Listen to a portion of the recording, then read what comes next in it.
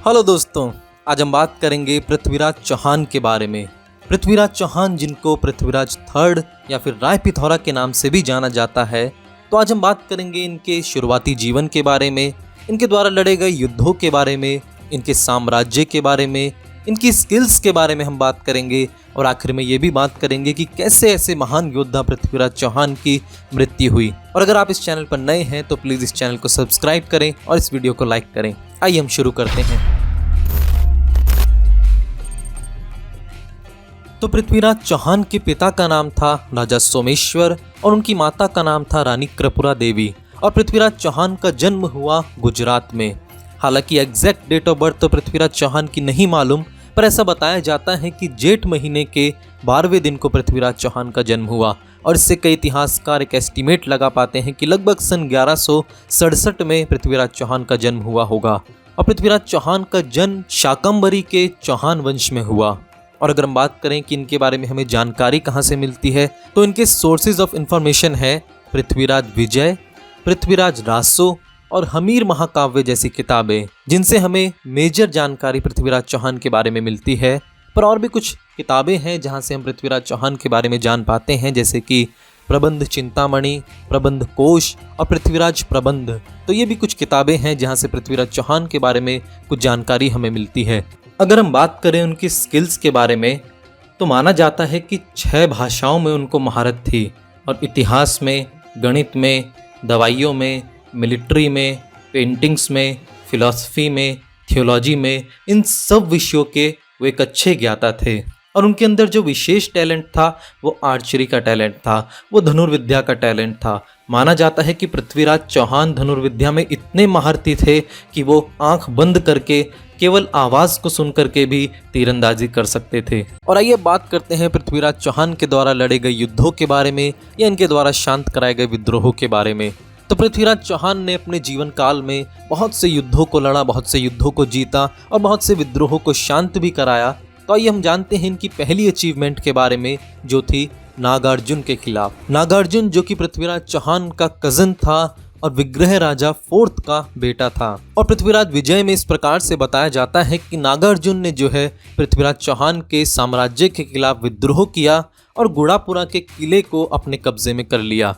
पर जब पृथ्वीराज चौहान वहां पर अपनी बड़ी सेना के साथ पहुंचे तो नागार्जुन जो है वहां से भागने लगा।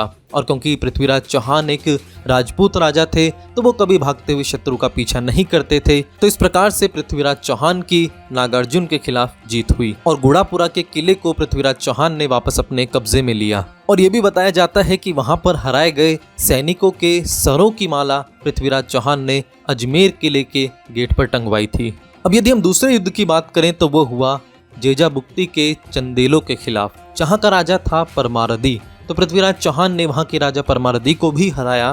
पर बहुत से इतिहासकारों का मानना यह है कि पृथ्वीराज चौहान ने वहां के राजा परमारदी को नहीं हराया था, या फिर पृथ्वीराज चौहान ने केवल जो है जेजाबुक्ती पर केवल धावा ही बोला था या उसको जीत नहीं पाए थे। और पृथ्वीराज चौहान को उस युद्ध से ज्यादा फायदा नहीं हुआ था और परमारदी ने वापस जेजाबुक्ती पर अपना कंट्रोल स्टैब्लिश कर लिया था। और ये बात अभी भी पूरी तरह से क्लियर नहीं है कि पृथ्वीराज चौहान ने परमारदी को हराया था या नहीं हराया था। और अगर हम तीसरे युद्ध की बात करें तो वो हुआ गुजरात के चालुक्यों के खिलाफ। और कहानी इस प्रकार से है कि वहां का राजा जो भीम सेकंड था, उसने पृथ्वीराज चौहान के पिता सोमेश्वर को मारा और नागौर पर अपना कब्जा कर लिया। और पृथ्वीराज चौहान इसी बात का बदला लेने के लिए भीम सेकंड पर आक्रमण करते हैं। वो भीम सेकंड को वहां पर मारते हैं और नागौर को वापस अपने कब्जे में कर लेते हैं। पर बहुत से इतिहासकार इस युद्ध के ऊपर भी डिबेट करते हैं, क्योंकि उनका मानना है कि जो भीम सेकंड है उसका जो राज्य था वो पृथ्वीराज चौहान के मरने के काफ़ी समय बाद तक रहा। तो अगर पृथ्वीराज चौहान के मरने के बाद भी भीम सेकंड राज्य कर रहा था तो पृथ्वीराज चौहान ने भीम सेकंड को कैसे मारा। और दूसरी बात यह है कि जब सोमेश्वर की मृत्यु हुई तब जो भीम सेकंड था वो केवल एक बच्चा था और एक बच्चा जो है इतने बड़े राजा को नहीं मार सकता था। तो इन बातों पर भी काफ़ी डिबेट अक्सर चलती रहती है। और अगर चौथे युद्ध की बात करें तो वो हुआ परमारस ऑफ आबू के खिलाफ। तो माउंट आबू जहां का राजा दारावर्ष था, तो बताया जाता है कि वहां के राजा के ऊपर पृथ्वीराज चौहान ने रात में आक्रमण किया। और पार्थ पराक्रम व्योग में इस प्रकार से लिखा है कि पृथ्वीराज चौहान को वहां पर हार का सामना करना पड़ा। उस युद्ध से पृथ्वीराज चौहान को ज़्यादा फायदा नहीं हुआ। और अगर हम 5वें युद्ध की बात करें तो वो हुआ कन्नौज के गढ़वालों के खिलाफ। तो कन्नौज में एक राजा था जिसका नाम राजा जयचंद था, जो कि गढ़वाल वंश का राजा था और जिसकी एक बेटी थी जिसका नाम संयोगिता था। और पृथ्वीराज चौहान और संयोगिता आपस में एक दूसरे से प्यार करते थे, पर यह बात जो है राजा जयचंद को बिल्कुल नहीं भाती थी। और राजा जयचंद ने जो है जब संयोगिता के लिए स्वयंवर का आयोजन किया, तब राजा जयचंद ने पृथ्वीराज चौहान को उसके लिए इनविटेशन ही नहीं दिया। और इस बात से अपमानित महसूस होकर पृथ्वीराज चौहान लगभग 100 योद्धाओं के साथ कन्नौज गया और संयोगिता को वहां से भगा कर लेकर के आया। और यही बात के कारण राजा जयचंद और पृथ्वीराज चौहान के बीच में काफी दुश्मनी हो गई। और अगर हम बात करें छठे युद्ध के बारे में, तो ये छठा युद्ध हुआ सन 1191 में, जिसको हम फर्स्ट बैटल ऑफ तराइन के नाम से भी जानते हैं। और ये बैटल हुआ पृथ्वीराज चौहान और मोहम्मद गौरी के बीच में। मोहम्मद गौरी जो कि अफगानिस्तान के गौहर का राजा था, और जब उसने भारत पर आक्रमण किया, जब उसने पृथ्वीराज चौहान पर आक्रमण किया, तो पृथ्वीराज चौहान ने मोहम्मद गौरी को बुरी तरह से उस युद्ध में हराया। और इस प्रकार से बताया जाता है कि मोहम्मद गौरी युद्ध से भागने लगा। और क्योंकि पृथ्वीराज चौहान एक राजपूत राजा थे और वो किसी भागते हुए शत्रु का पीछा नहीं करते थे, इसलिए उन्होंने मोहम्मद गौरी को उस समय पर वहां माफ किया और वहां पर पृथ्वीराज चौहान की फर्स्ट बैटल ऑफ तराइन में जीत हुई। अगर हम 7वें युद्ध को देखें तो वो उसके एक ही साल बाद हुआ सन 1192 में, जिसको हम सेकेंड बैटल ऑफ तराइन के नाम से जानते हैं।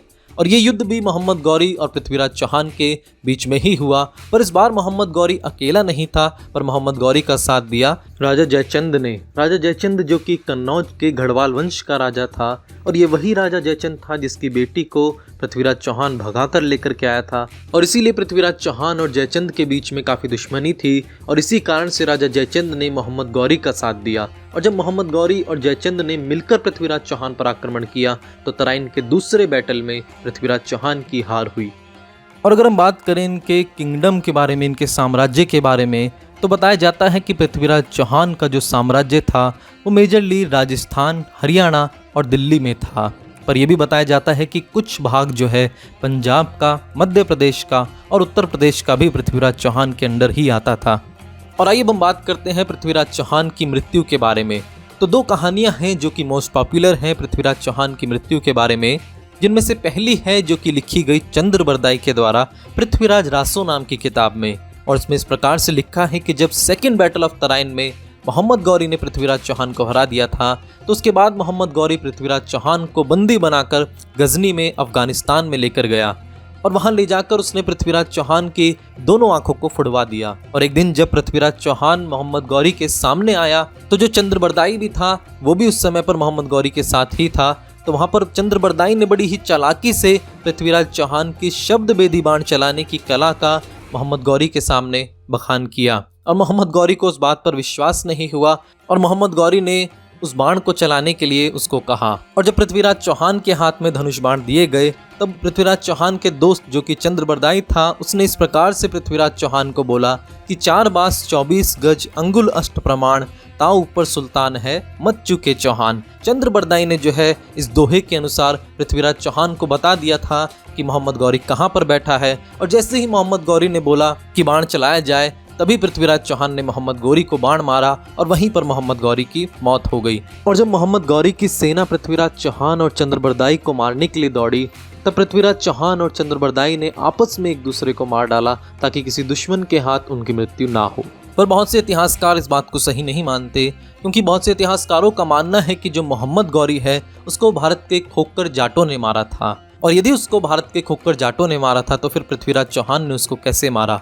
और दूसरी बात यह है कि यदि पृथ्वीराज चौहान के हाथों मोहम्मद गौरी की मृत्यु हो गई थी, तो फिर भारत में मुस्लिम जो साम्राज्य था वो इतनी तेजी से ग्रोथ कैसे कर पाया। तो जो दूसरी कहानी है वो इस प्रकार से है कि जो सेकेंड बैटल ऑफ तराइन में जब पृथ्वीराज चौहान मोहम्मद गौरी से हारे थे, तो मोहम्मद गौरी ने उसी समय पर पृथ्वीराज चौहान की हत्या कर दी थी। तो अभी आपके ऊपर है कि आप कौन सी स्टोरी को मानना चाहेंगे। और यही थी पृथ्वीराज चौहान के जीवन की महत्वपूर्ण घटनाएं जो मैंने आज आपको बताई।